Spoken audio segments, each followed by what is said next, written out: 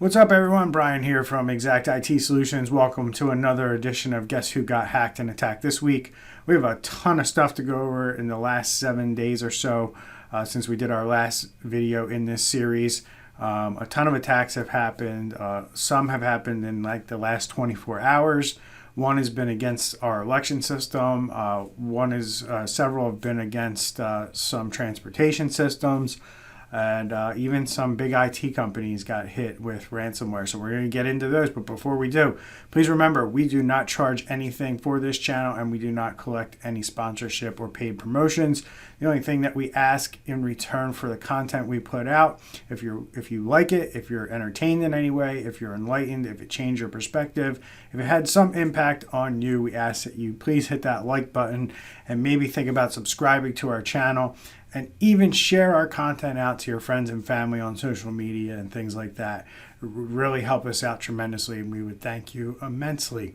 Don't forget, we also have our $200 Amazon gift card giveaway going on through the month of October. All you need to do is hit the check boxes on 3 things, which is be subscribed to our channel, be 18 years of age or older, and live in the United States.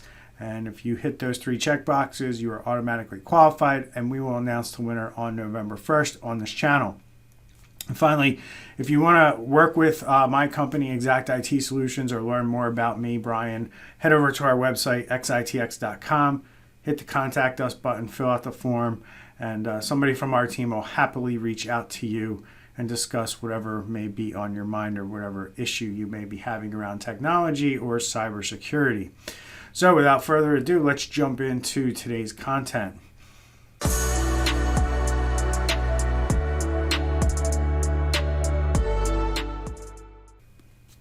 All right, so here we go. This week has been a big week. I'm going to try to move through this stuff very quickly. I might not talk about the details of these attacks as much as I normally do, just because of the sheer amount of information that I would like to cover in the video today. The first one starts out with a huge one. It's a European-based IT services giant called Cybersecurity. They fell victim to the Ryuk ransomware. Obviously, we've talked about Ryuk before. It's pretty popular. It's pretty well known at this point. They target very large companies, ask for very large ransom demands, and they also are extracting the data before they're encrypting it. And this is also one of the cyber criminal groups that offer ransomware as a service. So they don't necessarily penetrate the networks, they don't get access to the networks, they rely on somebody else to do that, and then they come in and provide the ransomware. So the article here from IT Pro goes on to say that IT services giant Cybersecurity has fallen victim of a cyber attack that reports are linking to the Ryuk ransomware group. Cybersecurity, which runs a joint venture with the UK Department of Health to provide services such as accounting, payroll, and managed IT to NHS organizations, confirmed the attack in a statement on its website. A cyber attack has been detected on Cybersecurity's IT network on the evening of the 20th of October. Security measures have been implemented in order to contain risk, it said. The group's teams are working hard for a return to normal as quickly as possible, and every effort has been made to ensure business continuity. Cybersecurity is in close contact with its customers and partners, as well as competent authorities. And then it goes on to say, well, the French headquartered IT firm failed to provide any further information. French media reports claim that the company has fallen victim to Ryuk ransomware, a popular strain of malware that is said to be targeting some 20 organizations a week. The ransomware, which has recently forced a number of U.S. hospitals offline, has reportedly compromised Cybersecurity's Active Directory infrastructure and has encrypted portions of the company's network. Somewhat ironically, Cybersecurity has a specialized cybersecurity brand that promises to help customers protect sensitive information and prevent costly data breaches. The company is also one of the founding members of France's Cyber Campus, an industry-led initiative to spread cybersecurity awareness training and product sales.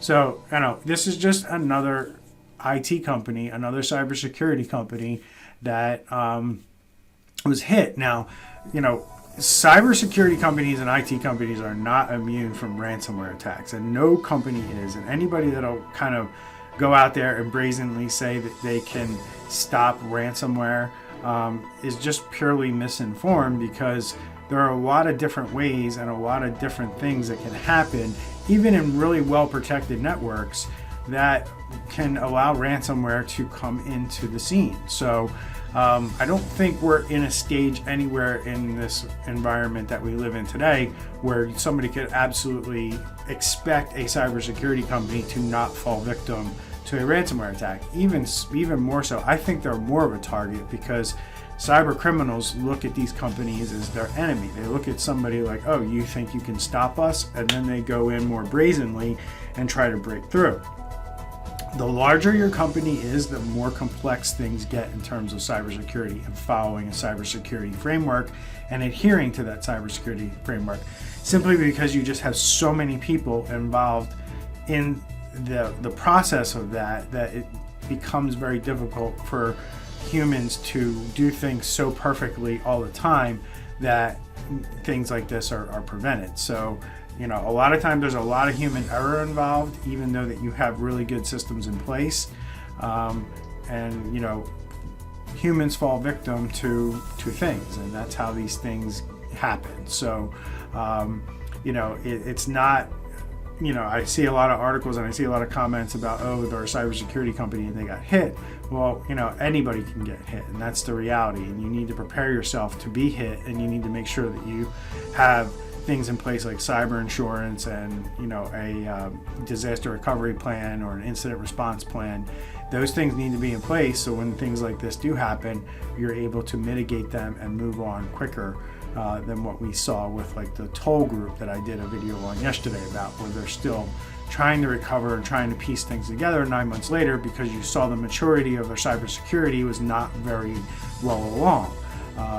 There could be other companies out there where the cybersecurity maturity is further along in the process, and they're able to mitigate these things and move on from them faster. So it will be interesting to see what happens here with this IT company in Europe. There obviously will be an investigation now to figure out, were they following a cybersecurity framework? Were they doing things correctly? And frankly, how did the ransomware get onto the network? We're going to find out these things in the next couple months, and that'll tell us, you know, the state of this IT company's cybersecurity maturity and framework. You know, I will say this: there are a lot of IT companies out there that say they do cybersecurity, but they really don't. They are an IT company. They like to market that they do cybersecurity, but at the end of the day, they have no idea what to do. They have no idea how to follow or implement a framework around cybersecurity, how to adhere to it, and how to collect evidence to make sure that you're following it. And quite frankly, they don't have the certifications and the people with the knowledge in order to do it. Cybersecurity is obviously becoming a very hot market, especially in the IT industry. There's a lot of opportunity there. And the only thing I can say to my colleagues, if you're watching this video, if you're in the IT industry, you need to be making sure that you guys are doing this stuff the right way, and that you are either hiring the right people to help your company do it the right way, or that you're dedicating the resources to education and training and committing to getting certifications around cybersecurity, so you can then deliver those services professionally and correctly.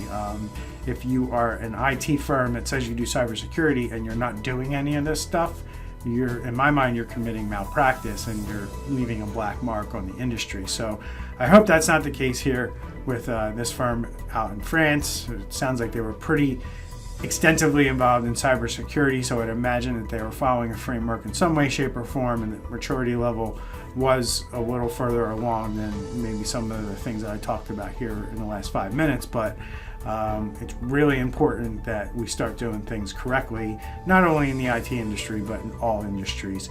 The cyber criminals are winning this war right now, and the only way that we're going to take control is by doing things the correct way, investing in cybersecurity before an attack happens, not after.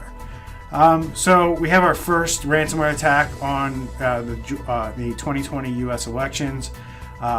They hit voting infrastructure in Georgia, and I promised you, as things come out around this, I will release information or report to you guys information that I can find about this. This happened just yesterday on the 22nd of October. There was a ransomware attack on a Georgia election system. It was the Georgia's Hall County. It also impacted key voting infrastructure, and that's been revealed.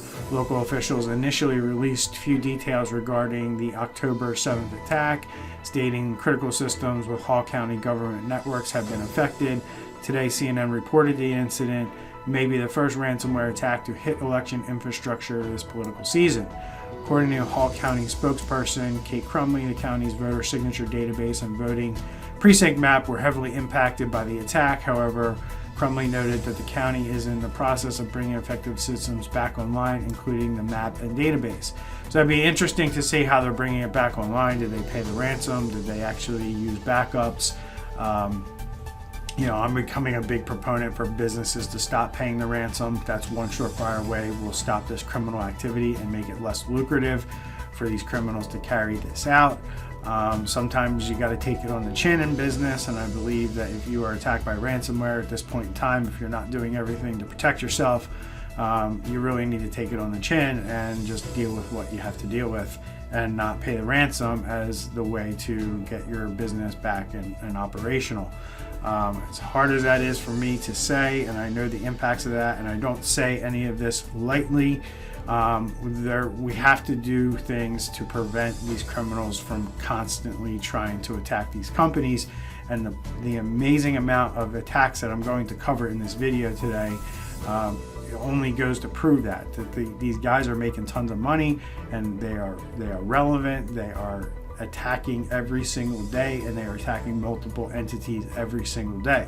So I have a huge concern also with this, because think about if more than one system gets hit in the days or weeks leading up to the elections, and what that's going to cause, when most Americans' expectation is that on election night we are going to know who most of our elected officials are on the next day. And if everything that's going on around COVID and mail-in ballots is already, we know that's going to delay things. If a system gets hit with ransomware and they can't access things, just think about the problems that could cause for reporting election results, even gathering voter votes and data and things like that.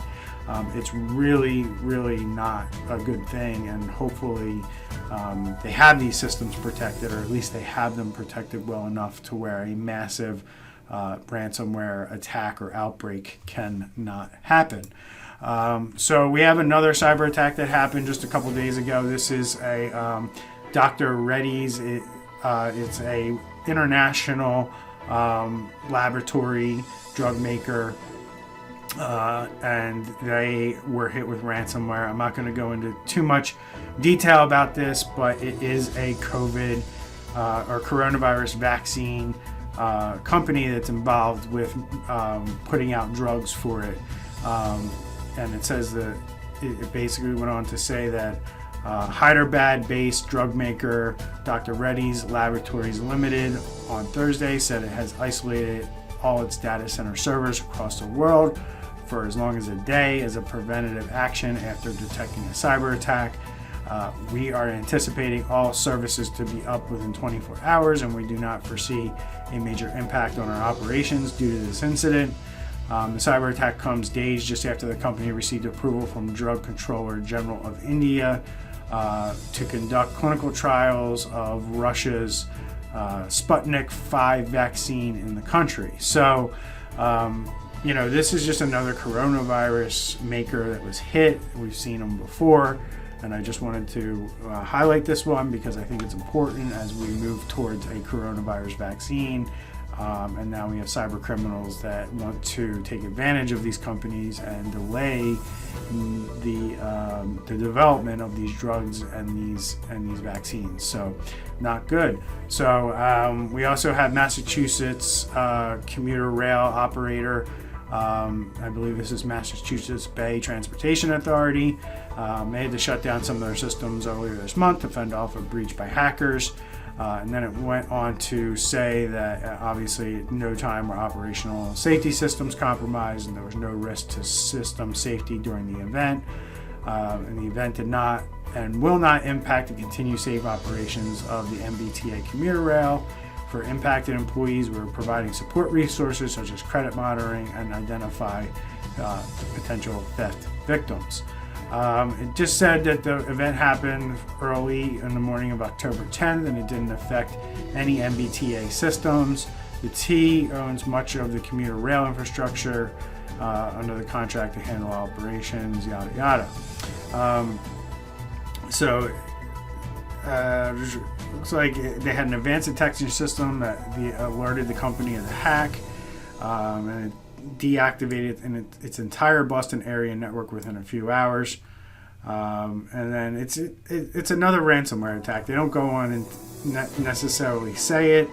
They basically say they fended off a breach by hackers, but it looks like the hackers got into the system and stole data and then whacked them with ransomware. So it looks like data was definitely stolen if they're providing credit monitoring and things like that to their employees. But again, this is another example of a cyber attack that happened on October 10th, and then we only hear about it 2 weeks later. And we are seeing a lot of that because companies don't want to be forthcoming that they're under a cyber attack, but then things happen, operations or something doesn't happen normally, and then people start to become suspicious, like, hey, what's going on here, which then they're then forced to come out and publicly disclose that they have an issue going on. Same thing here with Montreal. Montreal had a public transportation system hit by a ransomware attack. Again, it goes on to say that the transportation system was hit by a ransomware attack, and that has impacted services and online systems. On October 19th, STM suffered an outage that affected IT systems, website, and customer support. While the outage did not affect the operation of buses and metro systems, people with disabilities who rely on STM's door-to-door paratransit services are affected as it uses an online registration system. So basically, they announced that they were hit by a computer virus that caused a major failure on various platforms. And again, just another ransomware gang, RansomX gang behind the attack. That in this week, it's just amazing how many entities have gotten hit. Chenango County hit with cyber attack. This was just this week. Unable to access any of their computer network, Chenango County employees have had to come up with other solutions. This is a county in New York State. Hackers locked out employees and demanded $450 for each computer in exchange for giving back control. This is commonly known as a ransomware attack. The IT director said there's a backup of the system that could help the county restore all of their computers, but unfortunately, if data was stolen, they will probably come back with double extortion. Again, I believe I covered this before, but there's more information coming about this California casino that's recovering from a cyber attack that was shut down for 3 weeks. A Northern California casino that shut down all operations and remained closed for 3 weeks has finally admitted it suffered a cyber attack. In an interview with the Sacramento Bee, the Cache Creek Casino Resort said it suffered an external attack that compromised its computer systems on September 20th. Following the incident, the Tri-Bone Casinos hired professionals to assess and fix the damage done. After reopening on October 13th, Cache Creek Casino also revealed that the private information of thousands of its customers had been compromised. However, it didn't confirm reports that the FBI were investigating the incident as a ransomware attack. So this just goes along with what I say all the time on this channel about ransomware attacks, and that companies would love to come out and say that no data was stolen, but then we find out 3 weeks later that they finally had to admit that data was taken from the system before the ransomware was deployed. And then we go into this one, which proves my point even further. Ransomware hacking group steals and leaks data from 3 more providers, and this is healthcare providers. This article came out yesterday, and it goes in here to say that the hackers are sharing information on the dark web, like I highlight all the time on this channel. And the latest dark web postings show that data allegedly stolen from Beacon Hill Health Solutions, Wilmington Surgical Associates, and Riverside Community Care. If the victim agrees to negotiate a payment, the data is allegedly returned, and the proofs are taken down from the dark web posting. When a victim refuses to negotiate, the hackers will continue to leak data and wait for payment from either a victim or another attacker to pay the data lot. So here's what happens. So you own one of these medical facilities. They get in, they steal the data. Maybe they hit you with ransomware. Maybe they just send you an email saying, "Hey, we stole a bunch of data from your company, and now we are going to release it." And you say, "Yeah, right, whatever." And you ignore them. So then they go on the dark web. They start releasing the data on the dark web. They take screenshots. They send you another email saying, "Here we go. We have it, and we're releasing it out on the dark web, and we're going to sell your patient information." And if the companies, that usually gets their attention and gets them to start negotiating. But if it doesn't, they'll continue to release more, and they'll continue to release more, and they will release it all if they don't get paid. But typically these companies realize what they're up against and realize what kind of regulations and fines that they're going to get around HIPAA and things like that, and then they end up paying the ransom because they don't want this stuff getting out in the wild. So that's what this article highlights. It's a pretty big deal. I'm not going to spend much time on it because we just have a lot more to cover. City of Shafter hit by ransomware attack, Bakersfield, California. After suffering a ransomware attack over the weekend, the city of Shafter's IT system has been compromised and is unable to be unlocked. Ultimately, these people want to disrupt the city services that are being offered, such as the way that forces the township or city to have to pay the ransom that's being levied against them. So it just basically said the city is working with federal law enforcement agencies to determine the source and the extent of the unauthorized access. That's a good statement to put instead of saying no data was stolen, because hopefully they're being advised that data was probably stolen. But it goes on to say in many cases, particularly some of these smaller communities, because they don't have a decent cybersecurity budget, which why is that, or a highly trained staff. Well, we know there's a staff shortage around cybersecurity. That's okay, but there's companies you can hire to get what you need. So that makes them kind of easy pickings, if you will, for some of these ransomware crews today. I don't agree with that statement, quite frankly. You can spend the money, you just choose not to. Let's take a look at what you spent on, maybe your police force, or maybe on how much you're spending in other areas, and see how much you were really taking cybersecurity, because most people don't think it's a real threat, and they don't think they have to spend money on this stuff, when you do have to spend a lot of money on this stuff to properly secure your network and make sure that you have it locked down well enough, and then backed up, and things are redundant in a way that will help you continue to operate. So I don't agree with the statement, and then it makes it easy pickings. Well, everyone's easy pickings if that's what you're going to believe. If you do cybersecurity the right way and you make it harder for hackers to do things, it's not easy pickings. Make it really difficult for them. Don't make it easy for them, and that's a lot of commonalities that we see with attacks, is that there was something along the way where you made this a lot easier for the attackers. You didn't patch things. You used the same passwords in different places. You used easy to guess passwords, like our president just did with Twitter last night. Somebody broke into his account because he had a password of MAGA 2020 exclamation point.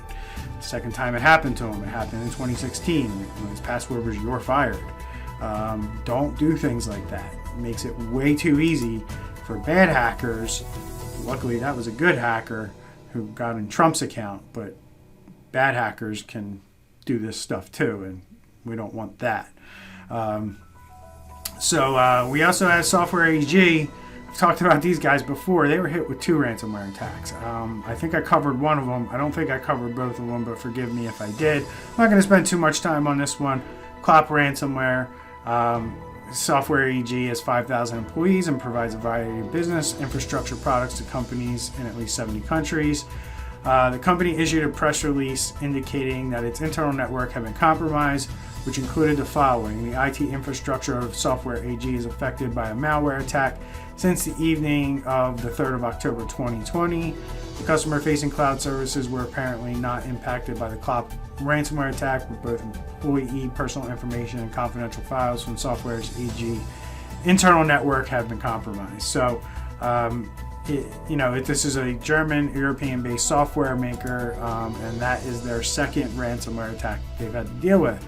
Moving on, we have ransomware attack hits Dickinson County Health, spurs EHR record downtime, electric health record downtime, and they're going back to pen and paper, but it goes on to say this was October 20th. Dickinson's healthcare service system in Michigan is currently operating under EHR downtime procedures after it fell victim to a ransomware attack on Saturday. According to local news outlets, Upper Michigan news source NBC TV6, DCHS operates a range of facilities across Michigan and Wisconsin. Discovered the morning of October 17th, the ransomware disrupted access to all computers at all hospitals and clinics. Upon discovery, those systems were shut down to contain the spread of the virus. DCHS is currently working with a third-party security and forensics firm to assess the scope of the event, as well as restore system access and functions. Again, another earmark of ransomware attackers. They like to hit on the weekends when most of the IT staff is at home and trying to spend some time with their family. That's it for the attacks this week. I'm almost 30 minutes into this video, which is absolutely insane. We are only talking about attacks that happened in the last 7 days, or developments about attacks that happened earlier in the month that came out in the last week. Interesting article here. I just want to touch on it real quick. Coindesk, which is one of the places you can go to buy and trade in Bitcoin. If you need Bitcoin, if you invest in Bitcoin, you probably know what Coindesk is. Coindesk is where you go to buy Bitcoin and have Bitcoin, in your account. And they came out with a article this week from JP Koenig, and it says ban all ransomware payments in Bitcoin or otherwise. And he says, we all know it's illegal to kidnap someone and ask for a ransom payment, but should it also be illegal for the victim to pay the ransom? So he goes in to talk about, the Treasury Department came out and said, don't pay the ransom. And I did a video on that earlier, maybe 2 weeks ago or so, when that came out. But he basically goes on and says that, banning ransomware payments may not be the perfect option for stopping the growing ransomware rate, but it may be the best option we've got. And he's right. I've advocated and said in this video and other videos that companies should not pay the ransom. Just stop paying the ransom, and these guys will stop deploying ransomware. They'll do other things, absolutely, but ransomware is easy. I mean, it's like taking candy from a baby right now. And if you stop paying them, or you prevent them from being able to pay using Bitcoin, you're going to slow this down. There's just no other option. If you cut off the funding source that the criminal hackers have to get this money, you've effectively crushed their business model, and you've stopped it, or you've hampered it tremendously to where it can't be as effective as it is today. And I'm talking like, I might only be, if this something like this were to go into effect, plus you have businesses who commit to not paying the ransom if they get hit, you wouldn't see me talking about 15 different attacks in 1 week. You'd hear me maybe talk about 1 or 2 or 3 on a good week, and maybe even down to like 1 or 2 a month that are really big. We're still going to have small guys that hit that never make the news and things like that. But this is the big stuff that's making the news. And again, like I said, we only talk about 10%, or we only talk about the ones that are known, and we only know about 10% of the ransomware attacks that are out there. So 90% of this stuff goes completely unnoticed, unreported. Nobody knows about it, and that's a problem. So, and then this is a joke right here, and I'm going to end the video with this one. Ransomware gang donates part of ransom demands to charity organizations. The Darkside Ransomware Gang has donated $10,000 it received as part of the ransom demand to Children's International and the Water Project. Well, I'm not even going to talk about this too much. It's kind of flies in the face of everybody. I don't know what the point is. The money is quite low in my opinion, $10,000 to each organization, and when they're probably making millions. And I don't really understand what the purpose of this behind it is. You're criminals, so what if you donate your money? Number one. And number two, they can't accept your money because they're charitable organizations, and most charitable organizations have ethics and won't accept money from criminal organizations. So I'm not really sure what's behind this. I kind of get, well, like, hey, like a Robin Hood type thing where you're going in and stealing from the rich and giving to the poor. But yeah, no, it doesn't really work here for me. I'm not really sure what's behind all of this. So I just wanted to kind of put it out there and let people know that this is happening. And this is what happens when you just give people money for no apparent reason other than to unlock your files, and you don't know who you're giving it to, and you don't know why you're giving it to them, and you don't know what they're going to do with it afterwards. And I kind of blame the people that pay the ransom for stuff like this, and not really these ransomware gangs. But that's my opinion, and that's about it. And this whole channel is my opinion. So if you like what my opinions, or you don't, drop them in the comments below. Let's talk about it. And if you've been affected by ransomware, or you have any questions about cybersecurity, drop them in the comments below. We'd love to talk about those things and maybe do a video about any of the concerns that you might have. So that's it for this week, folks. I appreciate you. If you stuck with me till the end, you should be subscribed to our channel so you get a chance to win that $200 Amazon gift card. And if you want to work with Xact IT Solutions, my company, in any way, shape, or form, head over to xitx.com, hit the contact us button, fill out the form. We'll reach out to you as soon as we can, usually same day, pretty quickly, and we'll see if there's some way that we can help you with whatever you're dealing with around cybersecurity or IT. Have a great weekend. I will see you guys next week. Take care.